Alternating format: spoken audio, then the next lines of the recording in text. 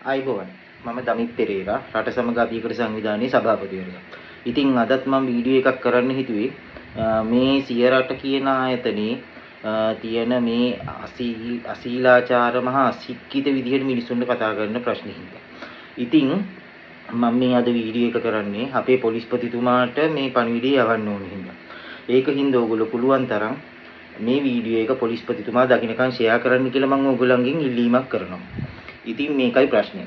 ඉතින් මේ සියරට කියන ආයතනය චීන ජාතික බෙන් කියලා චීන ජාතිකයට තමයි මේ ආයතනය අයිති.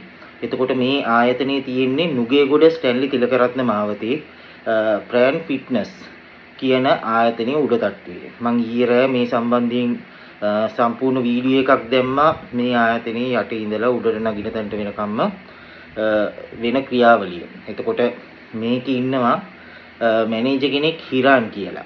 එතකොට මේ හිරාන් කියන මහත්මයාට අපේ සංවිධානයේ කැඳවුම්කරු විමුක්ති කල්දේරා ඊයේ උදේ කතා කරලා විමසපු වෙලාවේ මහා අශීලාචාර විදිහට මහා ජරා විදිහට කතා කරලා තිබ්බා. ඒකේ වොයිස් එකත් මම අද දවල් වෙද්දි හරි රෑ වෙද්දි හරි මම දාන්නම්. ඉතින් මැනේජර් කෙනෙක් මේ විදිහට ජරා විදිහට කතා කරනවා නම් ඒකේ වැඩ කරන අනිත් සේවකයෝ ගැන කතා කරන්න දෙයක් නැහැ. එතකොට මේ මට කියන්න තියෙන්නේ මේ කතා කරන විලාසය ඇත්තටම අන්තිම පිළිකුල් සහගතයි. හරිද? විශේෂයෙන් ගෑනු කෙනෙක්ට. ඕගොල්ලෝ මහත්යෝ අය කරගත්තට දීපු ලෝන් අපිට කිසි ප්‍රශ්නයක් නැහැ. නමුත් ඕගොල්ලෝ අපි ගාව තියෙනවා. අපි සතුයි හොඳේ ඕගොල්ලෝ ගාව ඕගොල්ලන්ගේ සේවකයෙක් කියපු වොයිස් රෙකෝඩ් එකක් තියෙනවා. ඒ ගෑනු කෙනාට පුළුවන් නම් ඩීල් ගිහිල්ලා පුළුවන් නම් මේ සල්ලි හොයාගෙන ඇවිල්ලා දාන්න කියලා. ඉතින් ගෑනු කෙනෙක්ට විශේෂයෙන් මේ දරුවෝ දෙන්නෙක් ඉන්න අම්මා කෙනෙක්. ඉතින් මේ දරුවෝ දෙන්නෙක් ඉන්න අම්මා කෙනෙක්ට ඒ වගේ කතා කිරීම ගැන අපි දැඩි පිළිකුලෙන් ලෙස හෙලා දකිනවා. හරිද? එතකොට මේ තව ඒ දරුවෝන්ගේ ඉස්කෝලේ ටීචර්ස්ලාට ප්‍රින්සිපල්ලාට එතකොට ඒ දරුවගේ යාළුවොන්ට මේ දරුවෝ දෙන්නගේ ෆොටෝස් යවලා තියෙනවා. ඒ සාක්ෂි සියලු දේ අපි සතුයි. මේ ෆොටෝස් යවලා තියෙනවා. ෆොටෝස් යවලා තමුන්ගේ අම්මා මෙන්න මේ කියන කාන්තාව මේ තඩි හොරෙක් කියලා ෆොටෝ ෂෙයා කරලා තියෙනවා. ඉතින් ඒ දරුවෝන්ගේ මානසිකත්වය ඒ ළමයි ඉගෙන ගන්න දරුවෝ තාම පොඩි දරුවෝ ඉස්කෝලේක. ඉතින් අඩුම ගානේ දරුවෙක්ගේ මානසිකත්වයක්වත් තේරුම් ගන්න බැරි මෙහි තුච්ච බංකොලොත් මේ වගේ ආයතන තවත් මේ රටේ තියාගෙන ඉන්නවට මම දන්නේ ඇයි පොලිසිය මේ සම්බන්ධයෙන් කිසිම ක්‍රියාමාර්ගයක් ගන්න නැත්තේ කියලා. මොකද මම මේ ළඟදී මේ සම්බන්ධයෙන් පැමිණිල්ලක් දැම්මා මීගොඩ පොලිසියේ එක කෙනෙක්. එතකොට මම ඒ මීගොඩ පොලිසියෙන් ඒ ගැන විමසුවාම ඒගොල්ලෝ කියනවා එහෙම ආයතනයක් නැහැලු. ඉතින් හරි පුදුමයිනේ. එතකොට දැන් මීගොඩ පොලිසියෙන් එනකොට මේ තියෙන ආයතනය එකපාරටම අතුරුදහන් වෙනවද? නැත්තම් මේ මිනිස්සුන්ගේ කම්මැලිකමට මෙතනට එන්නේ නැද්ද? නැත්තම් මීගොඩ පොලිසියත් මේ කම්පැනිත් එක්ක ඩීල්ද? ඒක තමයි තියෙන පළවෙනි ප්‍රශ්නේ. එතකොට මම ඒ ගැන ඇහුවා. එතකොට ඇත්තටම දුකයි. මොකද අපි කන බත් ඇටේ ඉඳලා හරිද බදු ගන්න මේ පොලිසිය.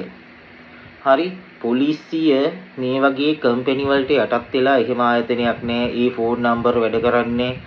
ඇත්තටම ලැජ්ජයිනේ. දැන් ඊයේ අර පොලිසිය මහත්තයෙක්ට හරිද එහෙම අසාධාරණයක් වුණ වෙලාවේ කවුද හිටියේ? මේ ලංකාවේ මිනිස්සු. හරිද? ඉතින් ඒ වගේ හොඳ දෙයක් කරා නම් මිනිස්සු එකතු වෙනවා. ඉතින් මහත්තයෝ ඕගොල්ලෝගේ යුතුයකම කරන්න. මොකද ඕගොල්ලෝ වෙනුවෙන් පෙනී හිටින්නේ මේ මිනිස්සු. ඉතින් මේ මිනිස්සු තමුන් වෙනුවෙන් පෙනී ඉඳලා හරිද? අපි වගේ මේ අහිංසක දුප්පත් මිනිසුන්ට මේ කරන කැත වැඩ මහා අශීලාචාරයි. හොඳේ. එතකොට තව එකක් කියන්න ඕනේ ඊට පස්සේ මෙන්න මේ 2025 10/3 වෙනිදා ගල්කිස්ස පොලිසිය මේකත් ගල්කිස්ස පොලිසිය ප්‍රශ්නයක්. හොඳේ. ගල්කිස්ස පොලිසිය ඇන්ට්‍රියක් දාලා තියෙනවා. පැමිණිල්ල බාර අරගෙන තියෙන්නේ PC 81.051. හරිද? PC 81051. මෙන්න මේ අංකයේ තියෙන PC මහත්ය තමයි මේක බාර අරගෙන තියෙන්නේ. එතකොට දවස් 3-4ක් මේ ගෑනු කෙනා පොලිසියට කතා කරපුවම ගල්කිස්ස පොලිසියෙන් කියලා තියෙන උත්තරේ දන්නවද ඔබතුමන්ලා? කියලා තියෙන ඕගොල්ලෝ කියන හදිස්සියට මේ වගේ දේවල් හොයන්න බෑ. මේ ෆොටෝ ෂෙයා කරන්නේ නැහනේ ඕගොල්ලෝ ගත්ත ගාන ගෙව්වනම් කියලා. ඉතින් මහත්තයෝ හරිද? දැන් ගත්ත ගාන ගෙවන්න ඕනේ එක අපිත් පිළිගන්නවා. නමුත් එතකොට ෆොටෝ ෂෙයා කරපු එකට මේ පොලිසිය මහත්තුරු මොකද කරන්නේ? එතකොට ඒ වලට ඇක්ෂන් එකක් ගන්න බැරිද? අඩුම ගානේ මේ මිනිස්සයාට නඩුවකට යන්න ඒ මිනිස්සයාට පොඩ්ඩක් ඒ දේවල් කළා දෙන්න. පොඩ්ඩක් මේ දැන් අංකයක් තියෙනවා මේ 100ට 0.76යි 769යි 73යි 47 කියන මේ මෙන්න මේ කෙල්ල. හරි තමයි මේ ජරා විදියට මේ මිනිස්සුන්ට කතා කරන්නේ. එතකොට මේ අංකෙත් දීලා හරිද? ඉන්න තැනක් දීලා අයිති කාටද කියලා හරිද? ඒකේ මැනේජර් කවුදත් කියලා. ඒත් ඕගොල්ලෝ කියනවා නම් එහෙම ආයතනයක් නැහැ. එතන මේ ඒ වගේ තැනක් නැහැ. මේ ෆෝන් වැඩ කරන්නේ නැහැ කියලා. ඒක හරි විහිළුසාගතයි නේද පොලිස්පතිතුමනි? පොඩ්ඩක් හොයලා බලන්න මේ ගල්කිස්ස පොලිසිය, මීගොඩ පොලිසිය ඔබතුමා කියනවා මේ මොකක් හරි පොලිසියෙන් ප්‍රශ්නයක් වුණොත් ගිහිල්ලා මේ දැනුම් දෙන්න කියලා. ඉතින් පොලිසිය මිනිසුන්ට සාධාරණයි. ඉතින් අපි කන බත්තටේ ඉඳලා බදු ගෙවලා පොලිසිය නඩත්තු කළා මේ වගේ වචන අහන්නද පොලිස්පතිතුමනි අපි පොලිසියක් තියාගෙන ඉන්නේ. ඒතකොට මේ රටේ සාධාරණයක් නැද්ද? මිනිසුන්ට සාධාරණයක් ඉෂ්ට කරන්නේ නැද්ද? අනිත් එක මේ වගේ වචන අහන්නද අපි මේ දැන් එතකොට දැන් මෙහිම පොලිසියෙන් කියනවා නම් අපි මොකද්ද කරන්න ඕන? එක්ක අපි ගිහිල්ලා එතන වටලලා උන් එළියට ඇදලා අරගෙන පොලිසියට ගෙනල්ලා මුංග කූඩුවෙත් දාලා දෙනකන්ද ඔබතුමන්ලා බලන් ඉන්නේ. ඉතින් මං කියන්නේ දැන් මේ ආයතනයේ තියෙන තැන කිව්වා ඇඩ්‍රස් කියලා තියෙනවා, මැනේජ්මන්ට් එක කවුද කියලා තියෙනවා, IT චීනා කවුද කියලා තියෙනවා. දැන් ඉතින් ඔබතුමන්ලා කෙලින්ම මේ ආයතන අත්දැකීම් ගන්න පැමිණිලි මෙච්චර තියෙනවානේ. දැන් අපි මේ මාසේ 11 වෙනිදා මගේ WhatsApp සමූහයේ සහ Facebook group වල මිනිස්සු මං හිතන්නේ එක 200කට 300කට එහා දවල් 11ට ඔබතුමාගේ WhatsApp අංකයට මේ ඔන්ලයින් ලෝන් සම්බන්ධයෙන් පැමිණිලි වල ඇති. ඔබතුමා බලන්න ගිහිල්ලා බලලා මේ වලට උත්තර දෙන්න. හරිද? එතකොට මේ බලන්න ගිහිල්ලා මේ මිනිස්සු කොච්චර පැමිණිලි කළා තියෙනවද කියලා මේ ඔන්ලයින් ආයතන සම්බන්ධයෙන්. යයි ඔබතුමාලට තාම ක්‍රියාත්මක වෙන්න බැරි. මෙහෙමයි. දැන්ට අපිත් පිළිගන්නවා මේ රටේ හරි නීතියක් නැහැ කියලා. නමුත් මේ ෆොටෝ ෂෙයා කරන මිනිස්සුන්ට අපහාස කරන ඒවලට මේ පොඩි දරුවන්ට කරන ජරා වැඩවලට මේ වලට ඔබතුමාලට ක්‍රියාත්මක වෙන්න පුළුවන් නේ. අනිවාර්යෙන්ම මොකද මේ මිනිස්සුන්ට සිවිල් නඩුවක් කරි දාගන්න මේ මිනිස්සුන්ට උදව් කරන්න ඔබතුමාලා. ඉතින් මම පොලිස්පතිතුමාගෙන් අවසාන වශයෙන් ඉල්ලා හිටිනවා.